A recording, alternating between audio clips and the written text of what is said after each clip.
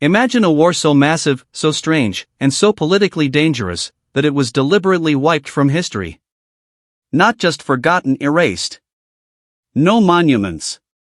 No textbooks. Not even a Wikipedia page. But it happened. And it changed the future more than anyone realizes. Let me take you back to 1932, not to Europe or Asia, but to Australia. Yes, Australia. Home to kangaroos, the outback, and machine guns?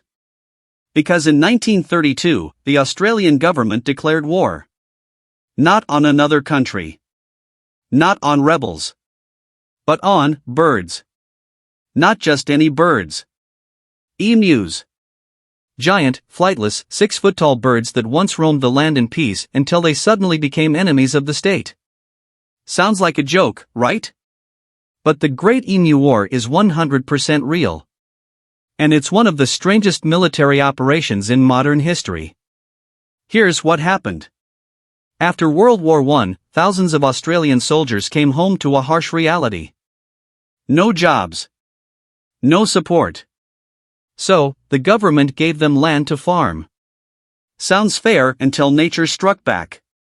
In late 1932, over 20,000 emus migrated inland looking for food and water. The newly plowed farms? Perfect. These birds weren't just wandering through. They invaded. In flocks of hundreds, they flattened fences, trampled crops, and outran anything chasing them. The farmers were desperate. They begged the government for help. And the military responded, with guns. 2 soldiers were dispatched. Armed with Lewis machine guns and 10,000 rounds of ammunition.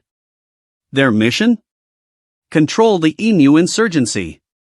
And that's when things got bizarre. You'd think 2 soldiers with machine guns could handle birds. But emus are faster than they look. They travel in unpredictable zigzags.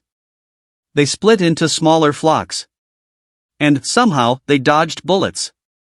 In one attempt, soldiers fired into a group of over 1,000 birds. And only hit a dozen. Their weapons jammed. The birds scattered. One flock even outran a truck going full speed. It was like chasing ghosts.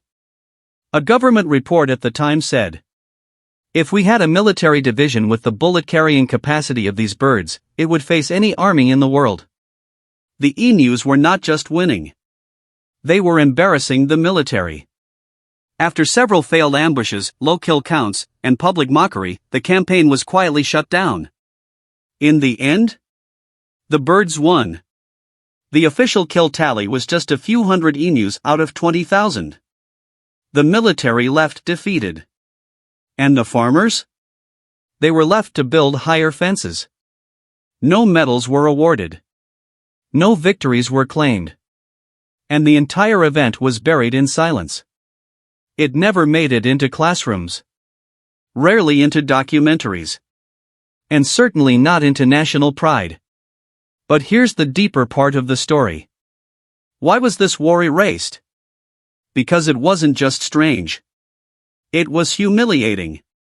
A modern government, using real soldiers and real weapons, was outmaneuvered by birds. It exposed a bizarre vulnerability. That sometimes power and firepower don't guarantee control. Nature, in all its unpredictability, still holds the upper hand. And perhaps more importantly, it revealed a truth about history itself. That what we remember is often what makes us feel strong.